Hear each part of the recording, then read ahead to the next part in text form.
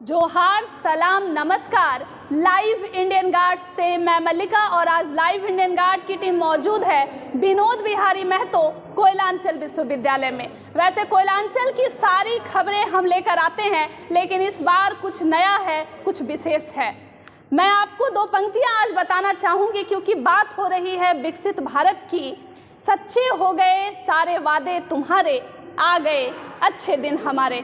क्योंकि आज हिंदी विभाग में नेहरू युवा केंद्र के द्वारा विकसित भारत @2047 जब आज़ादी के 100 साल पूरे हो जाएंगे, उसकी कल्पना का जिक्र हो रहा है, तो क्यों नहीं हम युवाओं को सुनते हैं। और इसी कड़ी में एक युवा मेरे साथ मौजूद हैं। मैं जानना चाहूँगी उनके नज़र में विकसित भारत की क्या परिकल्पना है और आगे की क्या सोच है। रुद्र, आपका बहुत स्वागत है। क्या कुछ कहना चाहेंगे विकसित भारत को लेकर के? तो विकसित भारत को लेकर मेरा यही कहना है कि जो एक विकसित भारत है जी, उसका सबसे प्रमुख लक्ष्य होना चाहिए कि हमारा जो देश है जी, इसमें हर कोई शिक्षित हो, जी, उसे हमारे देश की संस्कृति और जो सभ्यता है उसके बारे में ज्ञान हो। जी, मैं ये नहीं कह रहा कि हाँ हर किसी को उसका विद्वान होना चाहिए, लेकिन एक ज्ञान होना चाहिए कि हाँ हमारी सभ्यता ऐसी है, या हमारी जो यह सभ्यता एक क्षेत्र की सभ्यता है, जो हमारी समुदाय की सभ्यता है, उसकी जो संस्कृति है, हमें उसका ज्ञान होना चाहिए। जी,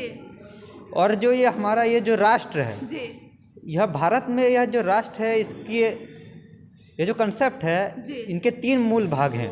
पहला भाग है जो कि शरीर है, क्योंकि यह एक जीवित व्यक्तित्व है भारत में राष्ट्र। जी, तो इसके 3 का है। पहला तो शरीर जो कि है ये भूमि, जी, और दूसरा ये प्राण जो कि हैं ये यहाँ के लोग, जी, और जो तीसरा है जो कि सबसे इम्पोर्टेंट है मुझे लगता है, जो कि है संस्कृति, जो कि है इसका मन।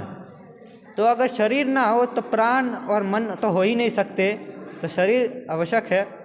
और दूसरा जो कि है प्राण, बिना प्राण का शरीर शव है, लेकिन सबसे जो आवश्यक चीज़ है वो है संस्कृति, अर्थात मन। जी, अगर मन कुंठित हो जाए तो जो शरीर है, भले वो शरीर कितना ही स्वस्थ क्यों ना हो, भले प्राण आपके अंदर कितनी प्राण ऊर्जा क्यों ना हो, प्राण ऊर्जा का मेरा अर्थ यहाँ पर है वो जो यूथ है हमारा, उनको लेके। लेकिन अगर संस्कृति कुंठित हो जाए, अर्थात मन विकृत होने लगे, तब जो हमारा ये जो देश है, ये जो राष्ट्र है, ये जो भारत राष्ट्र है, ये नहीं बचेगा, ये सच में नहीं बचेगा। और आज हमारे साथ एक स्तर पर वही हो रहा है। भले हम कितनी भी बड़ी बातें कर ले, अभी जो मैंने इतनी बड़ी बड़ी बातें की, ये सब का कोई अर्थ नहीं होगा अगर छोटे स्तर पर अगर हम नहीं देखें। तो हमें छोटे स्तर पर ये देखना होगा कि कोई भी व्यक्ति गरीब ना रहे। क्योंकि अगर गरीब रहेगा, लाइक जैसा कि अगर कोई एक स्टेट में अगर गरीब लोग हैं, लाइक आज बिहार एक बहुत गरीब स्टेट है, जबकि सबसे ज़्यादा हमेशा से वहाँ पर बड़े बड़े विश्वविद्यालय रहे हैं, महान व्यक्तित्व वहाँ से आए हैं, लेकिन आज वो सबसे गरीब है, इसलिए आज उन्हें कोई नहीं ये देखता। तो हमें अमीर होना होगा सबसे पहला बात, और हमें अमीर के साथ शिक्षित भी होना होगा। तो ये 2 फैक्टर्स हैं मेन, जिनमें हमें ध्यान देना है। और हमें हमारे जो हेरिटेज है उनको रिक्लेम करना होगा। जैसे कि योगा हमारा है तो हमारा है, उसे कोई क्रिश्चियन नहीं अपना बोल सकता कि हाँ ये हमारा है आज, लेकिन आज क्रिश्चियन उसे अपना बताते हैं। तो हमें पहले अपना रिक्लेम करना होगा, जिससे हमें रिकग्निशन मिलेगा, जिससे हमें मिलेगा रिस्पेक्ट। और जो एजुकेशन है उसके साथ एक चीज़ चाहिए, जो कि है क्या बोलते हैं, एक वैल्यूज़ होना चाहिए कि लाइक जैसे कि आज कोरियंस सबसे ज़्यादा पढ़े लिखे लोगों में से 5वें स्तर पे आते हैं, लेकिन वो लोग बहुत ज़्यादा नस्लवादी हैं, वो बाहर के लोगों को नहीं अपनाते, सबसे ज़्यादा भारत के लोगों को। वो लोग मानते हैं कि भारत के लोग कीचड़ जैसे हैं, उनका रंग ऐसा है, इसलिए उन्हें हमारे यहाँ नहीं रहना चाहिए। तो ये 3 गुण होने चाहिए, क्योंकि अगर हमारे पास पैसा होगा तो हमारे पास गरीबी नहीं होगी तो हम भूखे नहीं रहेंगे। अगर लोग भूखे नहीं रहेंगे, उसके बाद क्या? उसके बाद हमें हमारी संस्कृति पर ध्यान देना है। तो ये 3 मेन फैक्टर्स हैं। पहली बात तो हमें अपनी रिस्पेक्ट करनी है, हमें अपनी हिस्ट्री को जानना है, मतलब शिक्षा चाहिए।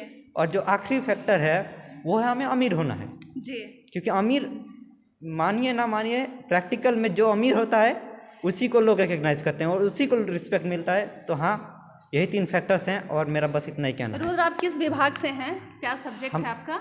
हम 9th क्लास में पढ़ते हैं। 9th में पढ़ते हैं तो Yes. आज विकसित भारत वाले इवेंट में आप पार्टिसिपेट किए Yes, थे। हाँ। क्या उम्मीद लग रहा है, जीतिएगा, चांस लग रहा है? ये पहली बात तो हम यहाँ जीतने के लिए नहीं आए थे, हम अपना जो मत है उसको रखने आए थे। जी। लेकिन लगता है कि जैसा लोग कह रहे हैं मुझे अच्छा, तो आप जो है अभी इतने छोटे से क्लास में पढ़ रहे हैं, 9 क्लास बहुत बड़ा कोई क्लास नहीं होता है, तो इतना सारा ज्ञान आपके अंदर आया कैसे? तो पहली बात तो ये है कि इसकी शुरुआत हुई थी आज से 3 साल पहले, अच्छा। जब मुझे लगा था कि हमारा ये जो भारत देश है ये इतना गरीब क्यों है, और इसके जो मेरा ये ज्ञान है इसके पीछे एक बहुत पहला हाथ है इंटरनेट का। जी। पहले तो मैंने वीडियोस देखना शुरू किया, बाद में आर्टिकल्स पढ़ा, बाद में जर्नल्स पढ़ा, बाद में अभी मैं कुछ बुक्स पढ़ रहा हूँ ऑनलाइन। तो इसी प्रकार हमने नॉलेज को गैदर किया। तो शुरू से पढ़ने लिखने का शौक हमेशा से रहा? अब पढ़ने लिखने का शौक तो हमेशा रहा, लेकिन हमारा जो एजुकेशन सिस्टम है जी। ये हमको बहुत ख़राब लगा है। इसमें क्या आपको लगता है कि क्या खामी है? तो सबसे पहला बात तो ये जो मैकॉले ने इस सिस्टम को बनाया था ये सब जानते हैं। ये आज ये जो पूरी तरीके से ये कॉलोनियल सिस्टम है एक, तो ये जो सिस्टम है इसलिए बनाया गया था जिससे हमारी जो जिज्ञासा है वो उसको पूरी तरह से समाप्त कर दिया जाए। जी। और आइंस्टाइन ने एक बार कहा था कि मेरे अंदर कोई खास टैलेंट नहीं है, मैं बस जिज्ञासु हूँ। जी।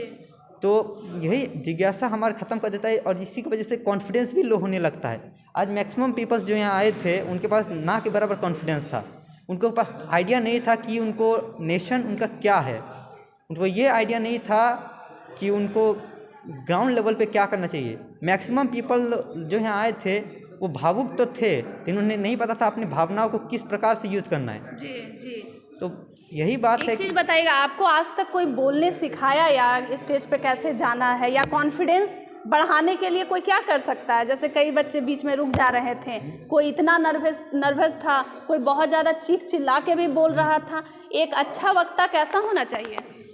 तो मेरे ध्यान में एक अच्छा वक्ता आ रहा है जो कि जिनसे मैं बहुत ज़्यादा इंस्पायर भी हूँ, जो कि हैं डॉक्टर विकास दिव्यकीर्ति जी। वो देखिएगा तो वो बहुत स्लो बोलते हैं और बहुत आराम से बोलते हैं। अच्छा। तो एक वक्ता को ऐसा ही होना चाहिए जो अपने बातों को आराम से रखे, क्योंकि आराम से रखेंगे तो आप लोग उनका बातों को सुनेंगे। तो स्टेज पे जाने से पहले डर लग रहा था कि लोग क्या सोचेंगे, गलत बोल दिए तो, अचानक कुछ भूल गए तो, ऐसा कुछ? तो हाँ, थोड़ा बहुत तो लगा, लेकिन हमको लगा कि हम पहले ही इमेजिन कर लिए थे कि यहाँ हम हर एक व्यक्ति को जानते हैं। अच्छा। यहाँ हर एक व्यक्ति इस भारत देश का है और हम हर एक व्यक्ति को जानते हैं। जी। और आप जानते होंगे कि अपनों के सामने बोलना बहुत आसान होता है। जी। तो सब अपने थे तो आपके लिए भी आसान हाँ, रहा? भले उस समय मेरे पैर थोड़े बहुत काँप रहे थे, लेकिन हम बोल लिए। कोई बात नहीं है। आप तो ये भी तो देख रहे थे कि कंपटीशन जो है पीजी के बच्चों के साथ है, और भी बड़े बड़े लोग हैं जिन्होंने स्कॉलर है, रिसर्चर हैं, उन लोगों के साथ हुआ। मतलब कुल मिला के अच्छा लगा? अच्छा लगा, बहुत सारी चीज़ें सीखने को भी मिली। जी। जैसे कि मैंने देखा कि बहुत लोग ऐसे भी हैं जो इस राष्ट्र के बारे में अच्छा सोचते हैं, जो इस राष्ट्र के बारे में कुछ करना चाहते हैं, लेकिन उन्हें एक मार्गदर्शन नहीं मिल रहा। और मैं बस इतना कहना चाहूँगा, ये राष्ट्र एक बार फिर से राइज होगा। एक बार फिर से आज अमेरिका 27% वर्ल्ड जीडीपी में कंट्रीब्यूट करता है, लेकिन एक ऐसा समय था जब भारत मौर्यों के समय में लगभग 30% कंट्रीब्यूट करता था वर्ल्ड जीडीपी में। तो यह हमको लगता है, और आज धीरे धीरे हमारा ये जो संस्कृति है वो तो विकृत हो ही रही है। हमारा ये जो प्राण है वो आज अमेरिका जा ही रहा है। और आज जो लोग मानते हैं कि 15 अगस्त को हमारा देश आज़ाद हुआ था, नहीं, या हमारा भारत राष्ट्र बना था, नहीं, उस दिन एक्चुअल में भारत राष्ट्र टूटा था। उस दिन भारत के शरीर के टुकड़े हुए थे। हर कोई जानता है कि उस दिन पाकिस्तान बना था, ईस्ट पाकिस्तान बना था, वेस्ट पाकिस्तान बना था। और आज वो लोग हमारे ही लोग हैं वो, लेकिन हमसे हेट करते हैं। इसके पीछे कई कारण है, मैं उनमें नहीं जाऊँगा। अच्छा, एक चीज़ आपसे अंतिम सवाल। हाँ। भविष्य में आगे क्या करना है? क्या कुछ सपना होगा मन में? क्या कुछ ऐसा आप सोच करके रखे होंगे, हम ये बन जाएंगे तो बहुत अच्छा लगेगा, या मुझे ये करना है?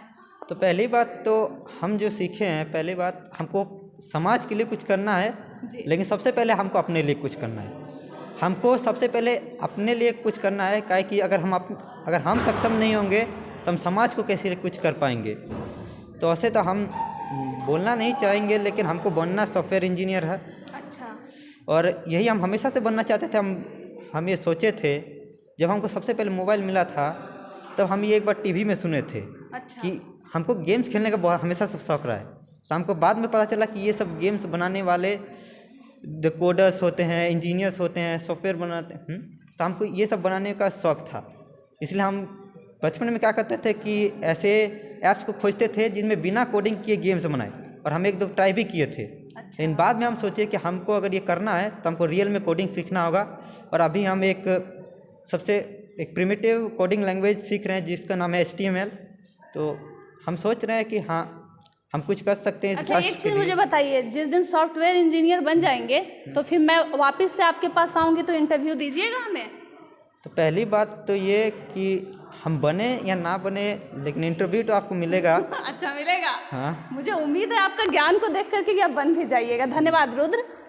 आप देख रहे हैं इस बच्चे को, मुझे लगता है पीजी के छात्र छात्राएं जब बोल रहे थे, इसके अलावा रिसर्चर, स्कॉलर और कई लोग बोल रहे थे, उसमें एक 9th क्लास का बच्चा जो इतनी बेबाकी से अपनी बात को रख रहा है, ये दुर्लभ है। मैं तो दंग रह गई, लेकिन इंडियन गार्ड के दर्शकों से जरूर अपील करना चाहूँगी कि विकसित भारत के बारे में अगर आप कुछ सोचना चाह रहे हैं, कुछ पढ़ना चाह रहे हैं, तो इस लड़के को जरूर सुने।